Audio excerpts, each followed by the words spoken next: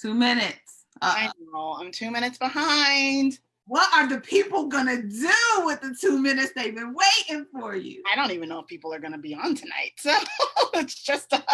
So. I don't know. We'll see. We'll see. Maybe my parents will be here, but you know. Listen, those are two strong supporters. Okay. Listen, we give thanks for Mama and Papa White all the time. Welcome, welcome, welcome. We are live. We had a slight technical glitch and difficulty, but we're here. I was so nervous about being late, even though I'm the person that says time is a construct. So welcome to our final conversation. We did it! We did this. 7 nights. 7 nights. Let me tell you something. When we made this plan, it was a grand experiment for sure. For real. And we knew that we wanted to, sometimes we can overthink, and I'm not just saying Nicole and I, but people, or maybe I should just say Nicole. No, Let just, me say just talk about us.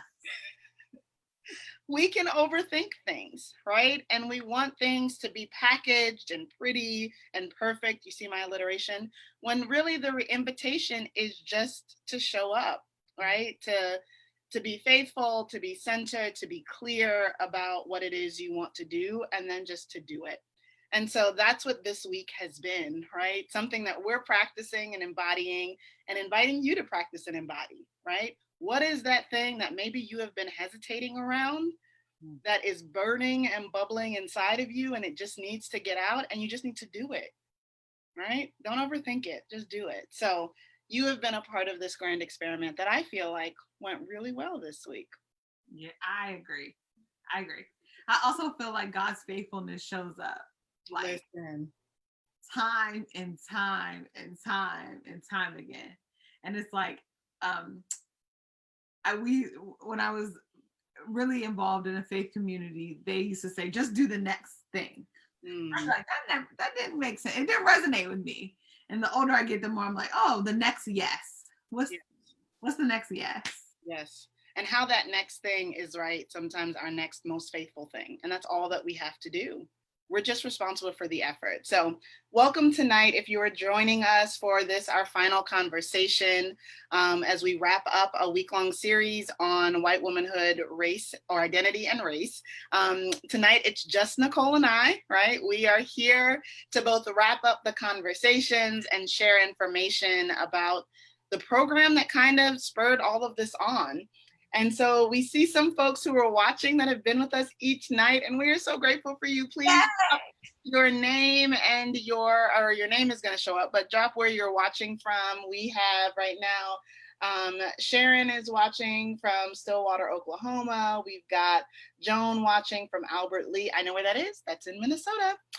So please let us know where you're watching from. And tonight's conversation is I feel like all of them have been pretty informal, but tonight we're going to be kind of doing a week in review, kind of what we heard, what stuck with us. We're going to ask you questions as you're watching, so hopefully you either come prepared to answer, or that maybe you have some questions that you want us to answer. And so hopefully this will maybe feel more like a dialogue between us and you, who are watching. And the invitation remains the same, that we show up, that we practice open-heartedness, that we embrace the fact that we don't know it all, and that we just be brave in how we show up. And so welcome Kristen from Minnesota. Yes, I'm so glad you all are here. What were you gonna say, Nicole? I'm sorry. Before we start though, can I do something? Yes. Great. So I just want to publicly, because I think that there's a way that we can privately affirm one another, and that doesn't always translate to publicly. And I just want to affirm you. So I am, you know me better than a lot of people. I don't like to be out front. I'm outgoing. I am extroverted. I do not feel like I have a public platform all the time, right? And this invitation to co-create and co-shape this program has been a real blessing for me, and helping me to like really finally have a place to integrate a lot of different spaces and places that I'm from. So my affirmation is just like, thank you for the invitation to be a part of this with you. Because there's no, like, the level of trust that I have for you is like, I have that level of trust for my friend Aja. I have that level of trust for Harry, and like maybe my mama on good days, right? Like, and so I just wanted to affirm that you are brilliant, and that you are creating spaces and places that don't ask us to cut off parts of ourselves. Mm-hmm. And you will never know the gift that continues to be in my life. That's all I had to say to you. I can't be in the same room with you. I'm like, damn, I would have told you that if you were in the office with me. We could have lighted a candle. I could have had a little bit of a moment with you, but now I have to do it on Zoom. Thank you. I'm practicing receiving. You don't have to say nothing, just receive it. Thank you. Mm-hmm. Isn't that awkward though? Like, no, it's not awkward. Yeah, it is awkward. I mean, it's awkward as to be on the receiving end of affirmation. Like, what the hell are you supposed to say now? You're supposed to say thank you, and then we're going to get into our program. And I would say as a learning moment, right, the transactional nature of relationships that we are in is that we can't just let something stand for what it is. And that's something that we are working to embody within ourselves, but also in this program. So, yeah. So what we wanted to do tonight, again, welcome for you all joining us. Please let us know where you're watching from. We got Aaron from Philadelphia on Lenape. Is it Lenape? Lenape Indigenous Land. We've got Lisa from Chicago or outside of Chicago. Again, welcome as you join us. Let us know where you're watching from, and we're so grateful to have you. So I feel like I look like the end of a week. I changed my shirt because I wouldn't have the same shirt on, but I was wearing the same shirt that I had on last night up until 5 minutes before this. I literally put on the sweater because I was like, I can't show my arms. Everybody knows I got my pajamas on. Let me put earrings on and a little sweat, a little cardigan, okay? So like, make sure, like, we just wanted to be very clear. One of the things that we value is authenticity and transparency. And it's not about the aesthetic of how we show up in these conversations. It's about the heart and the intentionality and the commitment to consistent conversation, reflection, and ultimately action. And so what I want to do, Nicole, and we haven't like planned this out, like this is really just a conversation as we go over this week, partially because this week was a beast and it was like, yeah, it's on the calendar, so we're showing up. Well, maybe 8 o'clock every night was like something for us to consider, because we would get off the phone, I'd be so drained. Harry would be like, let's talk for a little bit. I'm like, I think I've said everything I have to say. Like, I think I'm done. So I think I want us to maybe go through this week, and it doesn't have to be in sequential order, right? Or even in any order, right? And just to think about those moments where we remember being like, damn, or like, wow, or like, really, right? And so we want to ask those who are watching, if you've seen these, right, whether live or at the instant replay, you know, what were those moments for you where you were like, whoa, I'm just going to continue to go with like sounds. Like, man. Wow. Like, what were those moments that you had over this week? And if you don't have one immediately, I can start with one. I'll say 2. One, the first one is last night with Emily. She talked about shame and being what was under shame being grief. Yeah. And I was like, because so much of my orientation to shame had been that that it was not a useful tool, right? Or that it was not where I wanted people to get caught up or be. And when she framed it that way, it really freed me to be like, I can't control if people feel shame, but what I can help people to do is get in contact with the grief that's under the shame. Yeah. Well, and can you set that up a little bit for folks that may not have seen it? We were talking about shame as it relates to, and how kind of, I mean, even in your recollection, it has to be verbatim, right? How come up. We were talking about in the context of shame being something that is like for particularly for white women in conversations about anti-racism or race, like there's a lot of shame. And I think I had said something to the effect of like, you know, we don't want people to be stuck in their shame. And Emily was like, I actually think that's part of the process, because what's under the shame is grief. And that thing hit me. And I was like, ooh, ooh, what? So I started to think about what our role was. As people come up with that or come up Yeah. against shame, how do we support them in that? Right. So it's like if someone's in a shame spiral, how do I match that with not my own shame about their shame or my own wanting to fix their shame, but I match that with a real deep sense of their grief. Yeah. And attending to the grief that is underneath that. And so that helped me to see kind of our roles as being like not grief holders, but people who can accompany people. I don't want to hold anyone's grief, but I want to help people walk through their own. Yeah. And, you know, I mean, I'm a huge Glennon Doyle fan. And, you know, my hope is that we have a conversation with her at some point. We'll put it in the atmosphere, see what happens. Hey Glennon. We're coming for you. Come over here. But one of the things that she wrote about and has spoken about in her latest book. So I told Nicole when Untamed came out, I need every woman in my life to get that book. And you'll be walking around yelling, "I'm a goddamn cheetah." You got to read the book. I was like, oh, bitch, I'm the cheetah. Here I am in my cheetah, in my cage.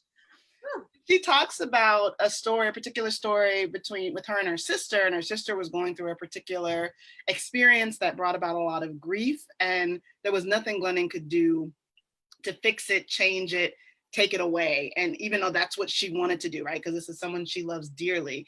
And she talked about sitting outside the bedroom door, right? Just sitting while her sister was in the bedroom or bathroom, wherever her sister was in, there was a door, and Glennon sat outside of it. To be present in the midst of, right? And I think, Nicole, what you said, like, I am not committing in this work to hold people's grief or to hold people's shame or to hold people's anything. Like, that's not my work, right? I'm very clear, both as a coach and as the person who I have been called to be in the world, that my gift is to accompany, to bear witness to create containers, right? As people kind of sort through, it's like you take that stuff out and then you look at it. So to create that container and then to cheer you on as you engage the work. And so I think that, you know, thinking to what you said about our role and our response as people, because you will encounter shame. And I love how Emily said last night, well, there's a lot to be ashamed about, right? So it's not denying that, right? But it's feeling it, recognizing what it's coming from, and that underneath it is the grief, right? And so, yeah, that was definitely on my list. One of the things from Emily's conversation that was on my list too was the landmines. I'm gonna be holding on to that. Yeah, that was good. What she said, and then how it kind of, I had this aha moment, right? So Emily was talking about last night that whiteness, or people who are white, right, carry within them, even unbeknownst to them, these landmines that are hard to see, recognize, you don't even know exist. And part of this work, or what happens in life, is that these landmines blow up, right? You're basically detonating, they're being detonated as it relates to engaging issues of racial justice or anti-racism conversations. And so, you know, that imagery was first and foremost like, damn, like, yes, right? Like thinking about the landscape and white folks. And I would say, you know, and I don't know, we talked about this, all of us have those things inside of us, especially as I think about being, and again, talking about racisms particularly, right? Being in the country that we're in, we were raised in, we all swim in this water, we all breathe this air, right? We drink the Kool-Aid because it's a part of our culture. And so we all have those landmines. And I think the difference, though, a lot of times becomes the who's detonating it. So you know, there's a story for me where one time I was leading, and I've shared this publicly in other spaces, I was leading an event in my previous role, a national event where I was not only on staff of the organization that was hosting it, but a key figure in the event, right? That was in a position of leading and sharing. And after my presentation was over, I was with a small group of leaders who were going out into the community to meet with some folks that were doing some work around just justice issues. And a person walked up to me as we were kind of walking down the street to the site, who happened to be a white woman who probably, I mean, I'm guessing was 50s, 60s, in that age range. And she put her arm like through mine. So I was walking and she kind of just touched me and grabbed my arm, put her arm through mine. So number one, hey sis, back up. I don't know you. Number one, don't touch anyone. And I don't care what color you are. Like, I don't care who you are. Like, why are we touching people without permission? So that was the first thing. But again, in my mind, I am on the staff of this national organization. I am this person who has this skin and is showing up in this body. And I already can't always say the thing or react in the way that I want to react, because those things could mean the loss of income. It could mean, right? So it's not with consequence. There's always, right? Number two, she said, you are so articulate, right? Now, one of the things that we have learned as communities of color, language matters. And language has been used and is coded to mean or reveal certain things. So to the Latinx woman to say, you're so fiery or passionate, right? To the Black woman to say, you're so articulate, right? What that signals to us is that on the one hand, is that you have not experienced a person that speaks the way that we speak and therefore makes us a novelty to you. That's what we hear when you say that. Am I on track with that, Nicole? I would also say that there's this sense, and particularly for educated Black folks, right, where you're already wrestling with your own sense of exceptionalism.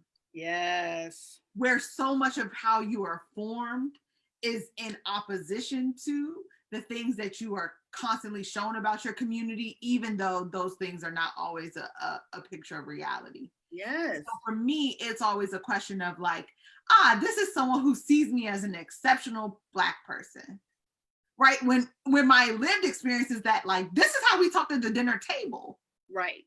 This is how, right? They might not have a formal education, but I always said like, the quarter boys who did my indoctrination, they talk like this. They don't do the same language, but the concepts are there, the themes are there. So for me, it's always this like, it's always rubbing up against this sense for me of like people not being, and of course you wouldn't know that, right? But it rubs up against this sense of like, oh, you're an exceptional Black person. Right. Which I constantly try to push back against. But that's the landmine, right? Going to this whole example, right? These are the landmines that are with us. So the first thing was that she touched me without my permission. The second thing was that she used verbiage that is coded, right? The third thing she did, and this wasn't even the main detonation, but this was the third thing. She said, you're so articulate. And I think she might have said, I was so impressed by your presentation. This was years ago, y'all. And I can remember how I felt and what was said. And this was not I can be called a name that's an epithet or something, and that doesn't stay with me. This has stayed with me. The third thing she said was, did you go to college? Right? So in this moment, there are a few things that are happening with me, right? The first thing I shared was, okay, I'm on staff. I already know I've got to show up in a certain way. I have to watch how I speak to folks because people don't like the angry Black woman, or they don't like the person who seems too big for their britches. Put a pin in that, go back and read why Shonda Rhimes left ABC, and you'll learn about what I'm talking about right there, right? So people are like, she can't be too big for her britches because there's a particular box in which I, even as an educated Black woman, fit in, and if I do outside of that, then it's a problem. But now, my whole, not just pedigree, but things that I've worked really hard for, things that even as I've wrestled it with this exceptionalism thing, like, is being questioned. And immediately, as I'm having that thought of like, wow, like I don't even know how to respond to that because no one really asked me if I went to college. In certain circumstances, what school did you go to? Because we're talking about college affiliation, maybe, right? But like, did I go to college? And there was no other purpose for this conversation or interaction. This wasn't like this was a participant asking me as a speaker at this event these questions. And so I'm having all those thoughts, and then I'm like offended. Like, I went to did I go to college? I went to some of the best schools in this country, and I say that as an alumna of Spelman College. Like, did I go to college and Texas University, and now United Lutheran Theological Seminary? Like, I went to really great schools, and immediately on the heels of that, I felt shame. Because then I felt, well, shit, like, I don't want to be associated with people who didn't go to college. So what does that say about me? Right. So when we talk about landmines, that one thing that Emily said last night, this is the kind of stuff that I've been thinking about. And what I want to, let's tease this out, because yes. There's a lesson here. It's like, so you as the person who is on the receiving end of the harm is doing all of this sifting and sorting through. What does this mean? How do I feel? How do I react to that? And the thing that is clear in this conversation is that was an embodied experience for you. Yeah. You had an emotional reaction to that. Yeah. And I point that out to say, right, is that oftentimes in conversations about race, it's about head. We're trying to appeal to people's intellect, right? It's about people's heart. We're trying to appeal to their moral sense of who they are. And it's never about what is happening in each of us, like in our physical bodies, right? That there is something about racism in this country that is literally having a impact on our physical health. And when I talk about it like that, then the imperative to helps people sort through what some of these questions or issues that arise becomes even more urgent because it is life and death. Yes. Right? And I mean, this from a biblical standpoint, we know, right? Like life and death is in the power of the tongue. Yes. What we say matters and has an embodied consequence. And, right, that's a beautiful segue. One of the resources we're using as a core resource for participants is Resmaa Menakem's My Grandmother's Hands, which is about racialized trauma and the way that this trauma lives in our bodies, right? And the fact that what we as maybe Black women might be on the receiving end of, right, is actually something that is deeply taken root in white-bodied people. And by taking root in their bodies and have never having to do that work of deconnecting or deconstructing their embodied experience and kind of sifting and sorting through that, then it continues to cause harm to bodies that have been otherized at best and dehumanized at worst. I also think it's, like you can go buy the book, right? And you can read it on your own. Like that. Which I would say buy the book regardless. Like this book is a game changer. But I do think that there's something for me around, and it's not about subjugation or being a subordinate, but like, there's all this conversation like trust Black women, right? And what I find is that particularly for white women, leaning into the discomfort of actually trusting the leadership of other communities of color, and particularly Black women, is such a foreign concept. And I'm always interested in it. I'm like, because for years, y'all been following the lead of patriarchy. You've been following white men to damnation. Yeah. Right? And there's something about following Black women that is seen as like, right. And it's not, and it's subtle. It's not like the outright, like, I won't listen. It's right. The questions or all the questions or all of the like, is this right? Right.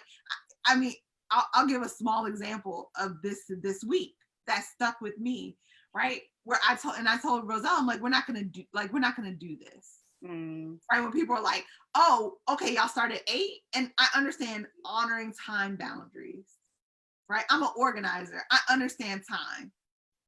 You have people for an hour meeting, start on time, end on time. And yet, right, there's a fixation with like, are y'all starting? Are you starting and starting? It's like, well, life is happening. Right. So 2 minutes, 3 minutes into it, like it wasn't even 2 minutes. It was we went live at 7:01. Right. But for me, that is they're the subtleties around how I call into question what you're doing or the legitimacy of what you are offering in a way that allows me to maintain distance and not put myself on the line. Well, and can we talk about questions and urgency too?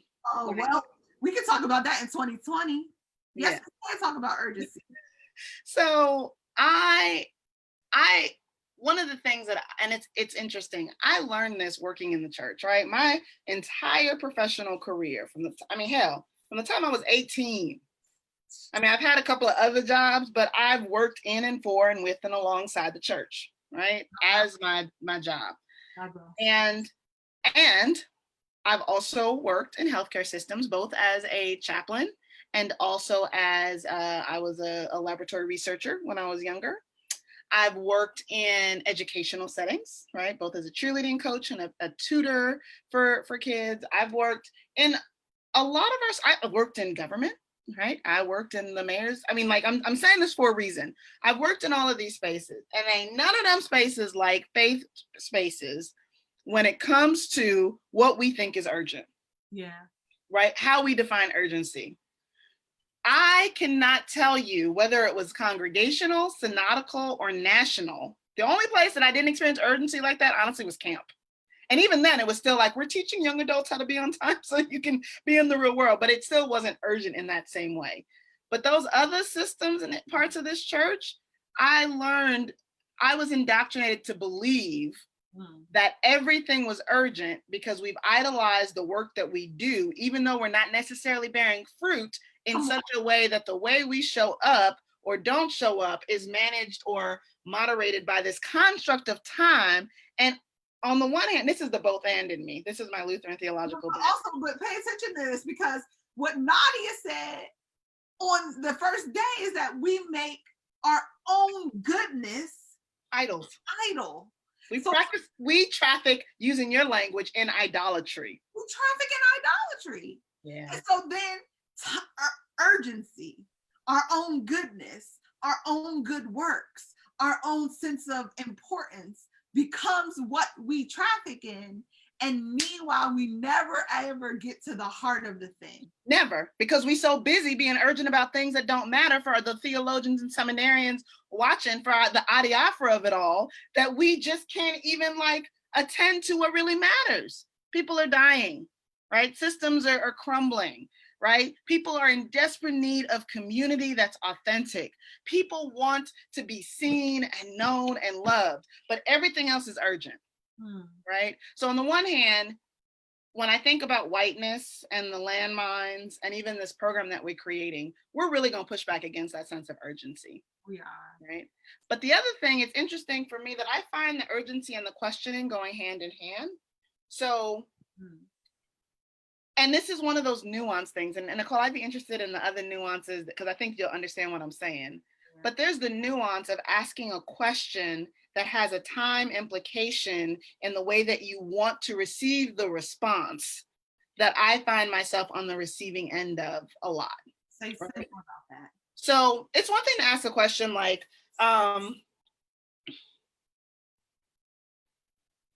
what do you think about this? Right? Or how does that impact you? Right? It's another thing to ask a question that's, so I recall you saying something about this thing, and I'm wondering if you're actually going to do the thing, and when you do the thing, when you're going to do it by, so that I know that you're doing the thing that you said that you would do. Yeah. Yeah, I think the difference for me, though, about those things is like intent and the quality of the interaction. Right? So the interaction in the first thing is curiosity. I want to know. I'm curious. I want to know this. The other thing is confirmation bias, right? Oh, that's it. That's it. Where it's like, oh, I believe that Black women are not on time. So I'm asking the question in a way that confirms what I already know to be true, which is that Black women are not on time. And also I'm like, and then I get a little bit flippant because I'm like, it's free. You ain't did shit but show up. And you like, and you are benefiting from the intellectual labor and emotional labor of Black women. Like, humble yourself. So the even asking the question, right, becomes a point of reflection of what is the purpose of even. I think for me, when you think about it, when I think about intent, I really want us to all become intentional. And I think people who know me know that I that's my life's work and my own life, and that's what I work with people to become intentional about who we be in the world.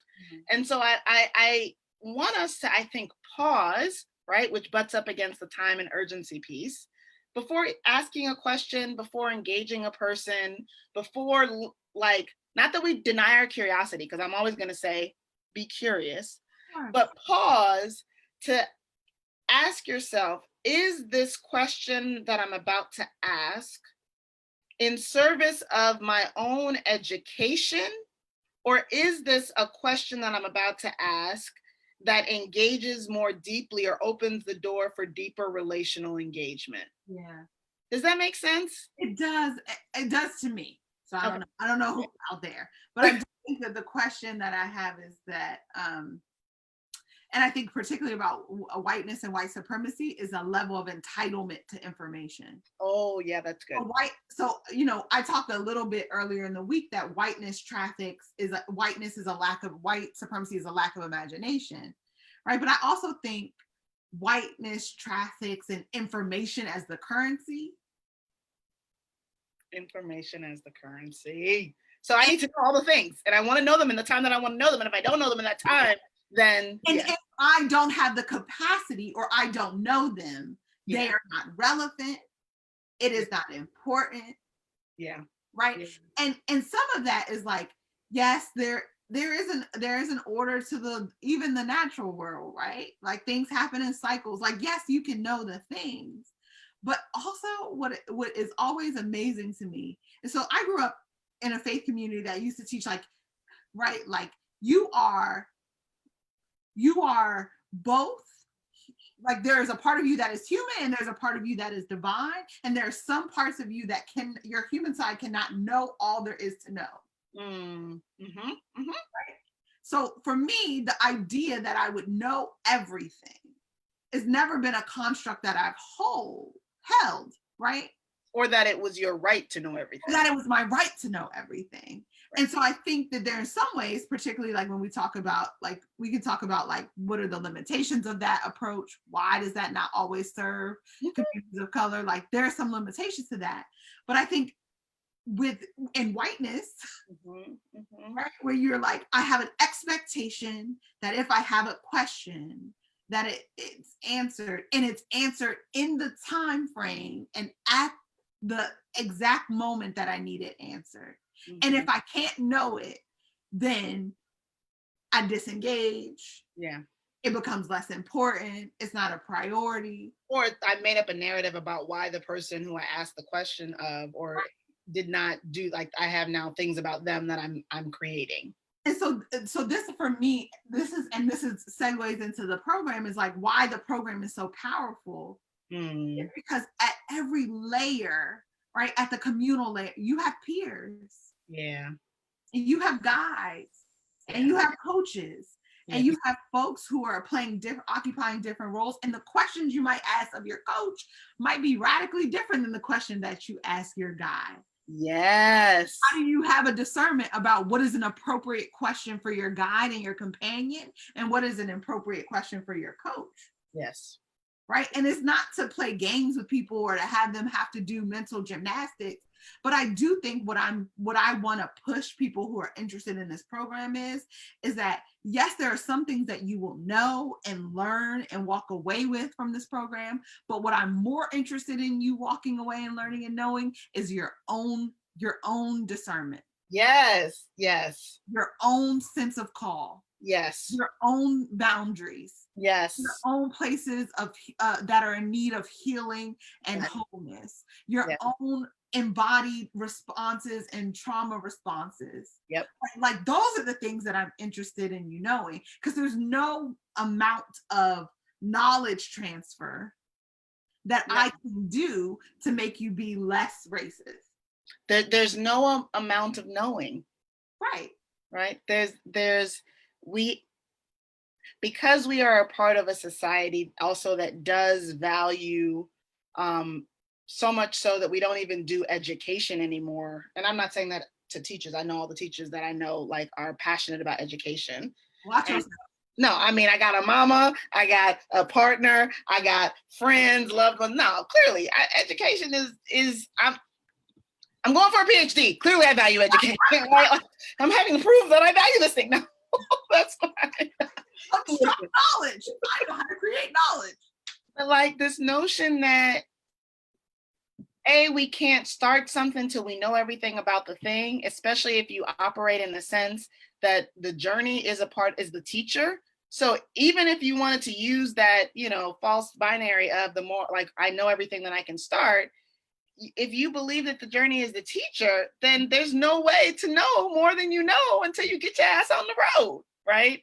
So on one hand, it's that like the knowledge is important, right? And you want a balance and a combination of types of knowledge.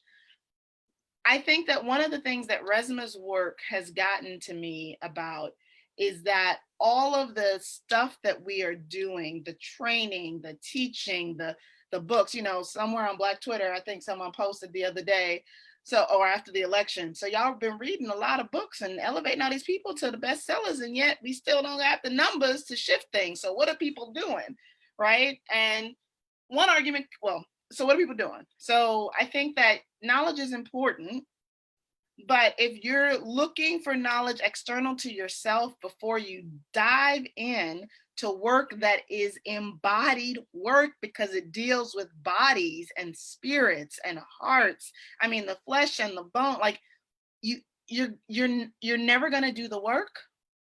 The work will be incomplete.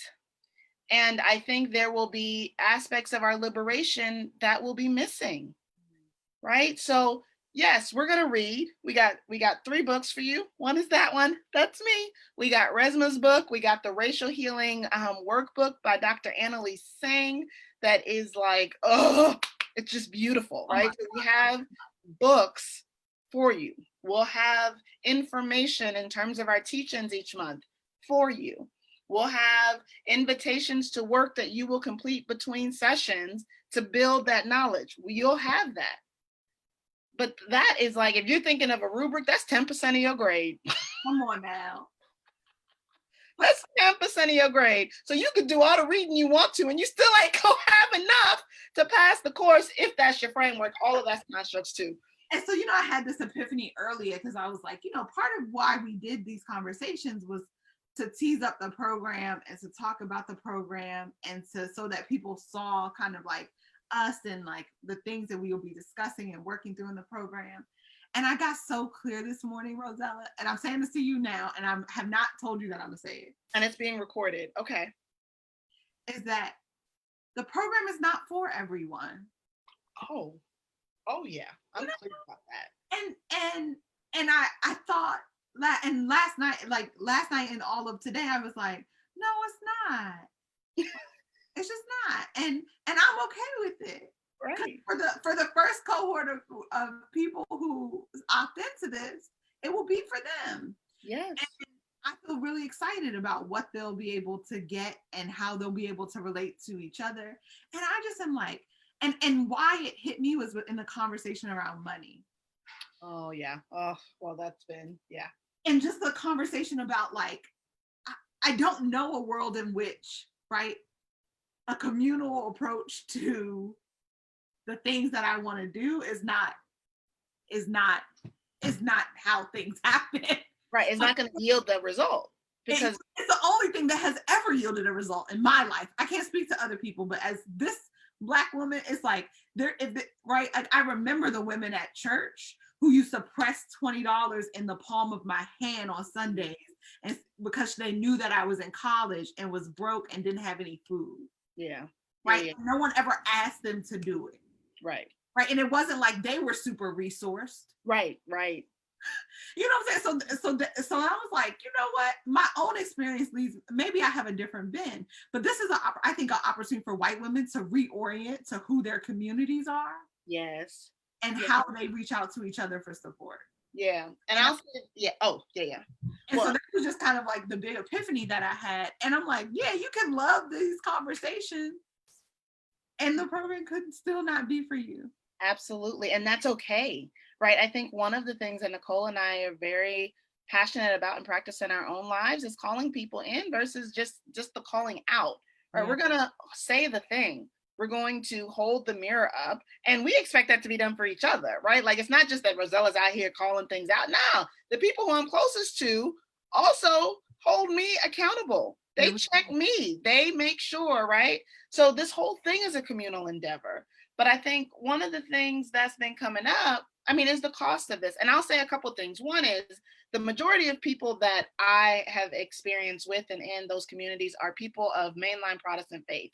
And mainline Protestant faith has a horrible relationship to money, to what things are worth, what things value. We don't even talk about it, right? I think the thing that our more conservative siblings do better than us, even if it's not to the ends that we would appreciate, is that they talk about things, right? There is clear conversations about certain things. And I think that one of the things that we don't talk about and we're not comfortable addressing are issues of money, right? So that's one thing. I think on the other hand, and this is from my vantage point, this is the work I've been doing in my own development, in my coach training program, with my therapist, with my coach, like around my view of money as well.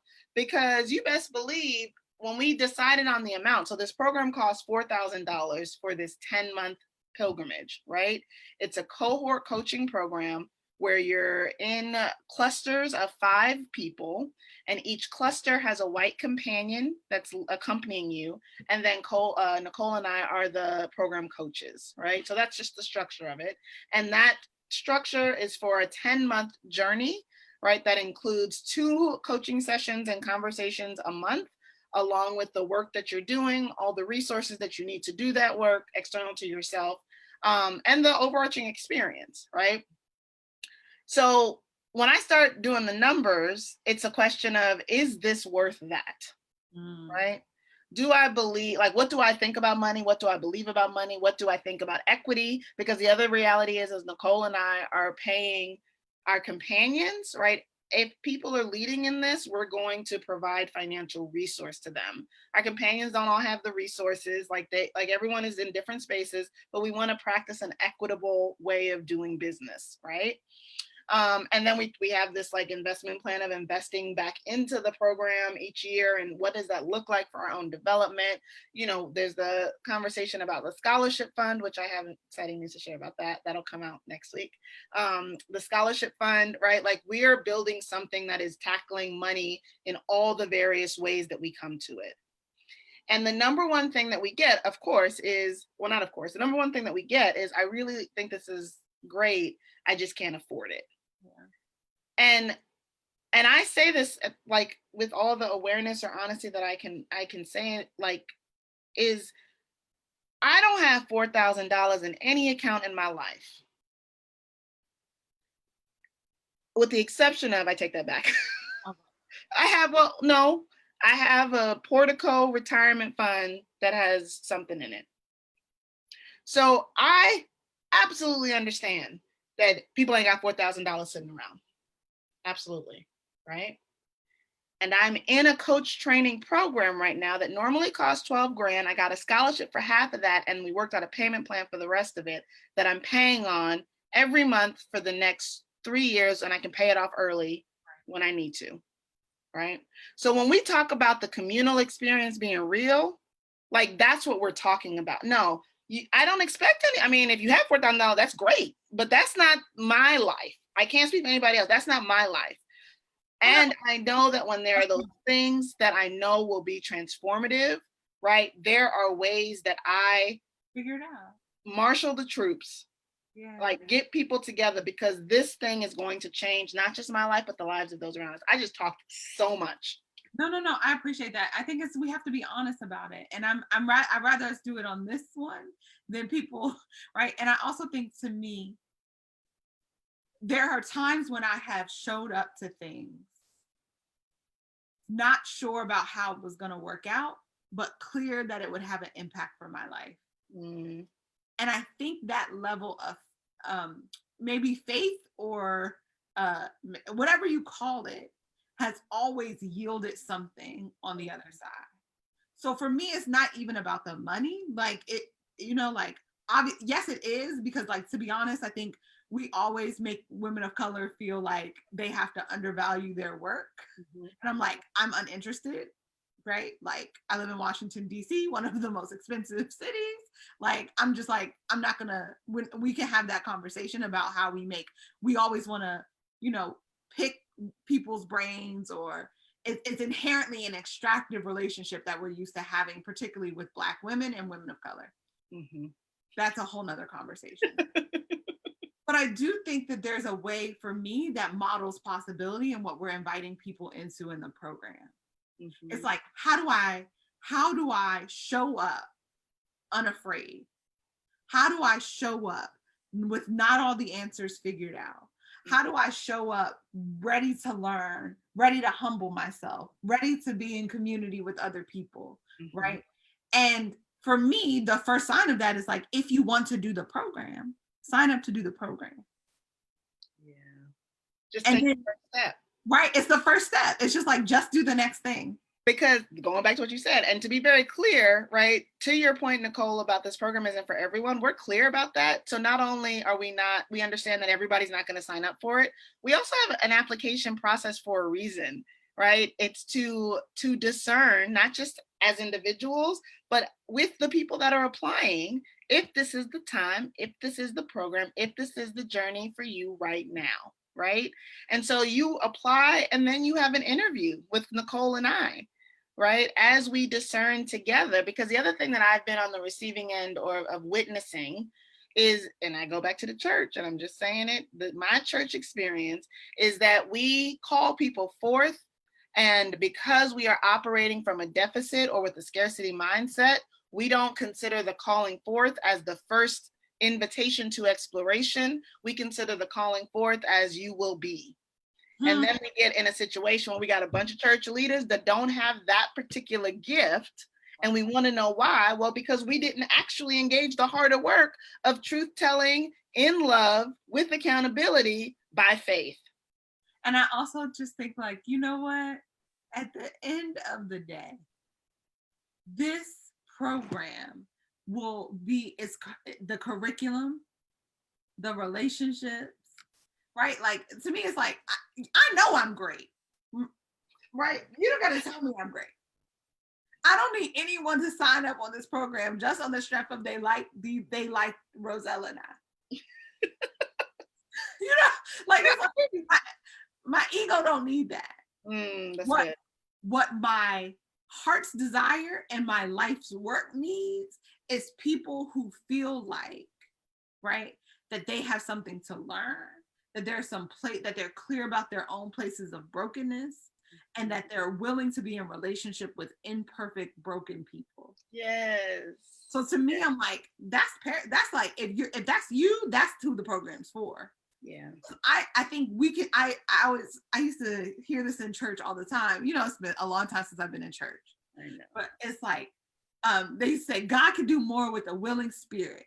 Yeah. I think about that as being like, no, like a willing spirit, a desire, a hunger for deeper relationships, for deeper levels of self-criticism and self-critique, for deeper levels of communal accountability, a desire to go inward, to think about what has whiteness cost me? Yeah. What are the places in my life, right, that not having where I've caused harm. Yeah. Right?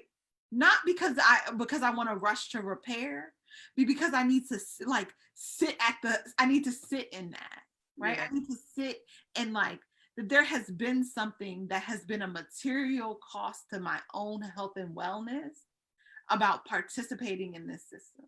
Yeah. And that feels to me like the place to start, right? Like that feels like what we're inviting people into is a level of self-reflection. Yeah. Is a desire to be in relationship. Yeah. A desire for their own healing. Yeah. Right. And I'm like, that's all I want for people is healing. Because I do actually believe that if we had more whole, healed, and wholeness not as a destination, but wholeness as a desired state that Yes. requires consistent work. Right. Yeah. If we had more whole people and more healed relationships, Yeah. our world would not be in the condition that it is. I mean, that's why we're doing this. That's why the Racial Healing and Wellness Coaching Program for White Women was born. That's why the Racial Healing and Wellness Initiative, that is a major component of my company, RHW Consulting, was created, right? We are on this journey of restoration, of healing, and ultimately of wholeness. And so we're wrapping up and we're going to just share the things about the program, right? So this program is a 10-month cohort-based coaching experience for white women who were committed to this work of becoming. And I'm gonna see if I can memorize it after this whole week. I'll probably remember the first part of each one, but to become bold, right, in the way that they talk about, in the way that they engage, in the way that they articulate their anti-racist identity. What was the E? Engaged. Engaged. To become engaged in. You have it in front of you? No, I don't. Oh, you did. So to become bold, to become engaged, to become connected, to become open-hearted, to become mindful, and to embody a decolonized and deconstructed way of being on this journey, right, of becoming healed and well and whole. And so we mentioned that the program is 10 months. It begins in January. It will end in October. This is our first cohort. And we do have limited spaces for this cohort. So it's limited to 25 folks to engage this work. And these 25 amazing women will be in clusters of 5. So there'll be a total of 5 women. And each of those clusters will be accompanied by a companion, a white woman that we have invited to be a part of this experience, that we have interviewed, and that we will be coaching along this journey as well, who will be your companion and guide and witness to this transformation or this transformational experience. You will meet every 3rd Saturday of the month as a large cohort. So all 25 folks will come together the 3rd Saturday of each month, where me and Nicole and I will be with you to explore and uncover the topic, the work, the theme of that month. And that will be presented in a variety of ways, but dialogue will be key to our method in that space. And then you and your cluster will meet another time during the month to go deeper in, to question about, to continue the support on the journey of what you're hearing and learning and experiencing. The Genesis Project. That was the next thing. Okay. As you engage, Nicole is really excited about this. I think because she likes capstones or something. But as you engaged in this journey, you will be working on what we're calling the Genesis Project, right? A key component to this work is engaging our ancestral history, our ancestral identities. And, you know, that was something that came up with our conversation with Peggy. How do we nurture a love and reverence for the people who were part of our formative experiences, even as we recognize their limits, and actively decide not to engage in similar behaviors, not to repeat, right, behaviors, language, ways of being that were problematic. And so we'll be diving into your ancestry. You'll be uncovering your origin story, right? As you engage this transformative process. And your Genesis project will basically be a culmination, not just of your learning, but of your commitment and the opportunity for you to move forward, right? Out of what you have learned, what you've experienced, who you are becoming in this process. What did I miss about that, Nicole? Nothing. That it's going to be pretty lit. Yeah. And it's, like we said, it's $4,000 for the 10-month experience. If you pay up front, you get an automatic discount of 10%. And so you pay a total of $3,600 for the experience. And we have payment plans and options, and are really interested in nurturing a collectivist mindset to make, if this works for you, if this is right for you, to help you be able to do it. Applications are, Nope, go ahead. Applications are available right now on our website at rozellahwhite.com/RHW-coaching-program. Okay. And so you can find the information, the application, the detailed descriptions on rozellahwhite.com/RHW-coaching-program. Do we have any questions in the chat? Oh, there I go. Lots of comments. Lots of comments. Are there questions? I don't see questions as I scroll. That's okay. Just curious. Yeah. We have shared, if you have questions, and I know that there's a delay, you can ask here. And you can also email us at racialhealing@rozellahwhite.com. racialhealing@rozellahwhite.com. What are your final words, Rozella? I've said all the words. No, you haven't. When you think about, okay, let me ask you a question. Oh. When you think about what you want the impact of this program to be, what comes up for you? It sounds so cheesy. I want lives to be changed in such a way that liberation no longer becomes optional. Because right now I feel like we think of all of this stuff as optional. We engage it as if it's optional. I don't want to talk about that. I'm not going to talk about that. I don't want to watch that. I'm not going to watch that. I will not engage that. I'm not going to do that. Right. And I think that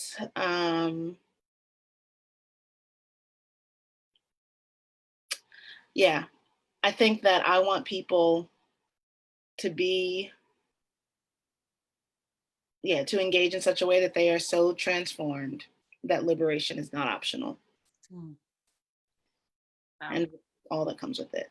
And I want people to feel connected. You know, I'm really big on relationships. I know. I wrote a book about them. And I think that life and this world and things are just so isolating right now, let alone we add on, you know, these conversations that took generations to stitch together. And now we're trying to basically unstitch, right?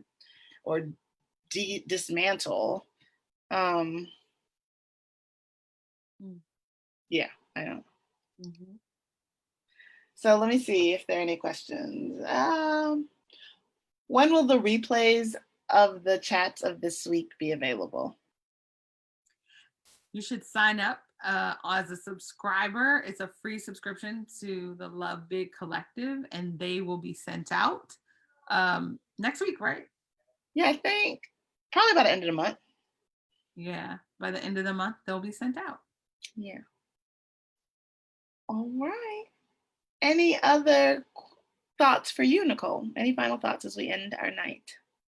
Yeah, I just want the impact of this program to be that systems and organizations and institutions are reflective of people and their experiences, and that we don't make systems out to be some abstract concept that function, but we really attend to and pay attention that they're comprised of human beings who have choice and agency, and my invitation is for people to think about what are their own choices, and what's their own sense of their own agency. Yeah. All right. Well, thank you all so much for joining us. We are grateful for you. Sign up to be a part of the Love Big Collective, which is maybe your first step. Maybe that's all you can do, right? A community of folks that are nurturing, life-giving, and justice-seeking love of self and others. And connect with us online, rozellahwhite.com. For specific information about the Racial Healing Program, we're just at Racial Healing on Instagram, and you can find information on my Facebook page where you are tonight. So we hope you have a safe Thanksgiving where you're paying attention to CDC and medical guidelines as it relates to gathering. I am not going to my parents, which is a big damn deal, right? But we're being as smart as possible. And that you reflect on, A, why we glamorize this holiday, and B, what your commitments to address that glamorization of the history of this country might look like moving forward from the holiday. So that is Rozella's sign off. Gotcha. Problematizing people's holiday. Well, we love you, and we love you big. Thanks for joining us.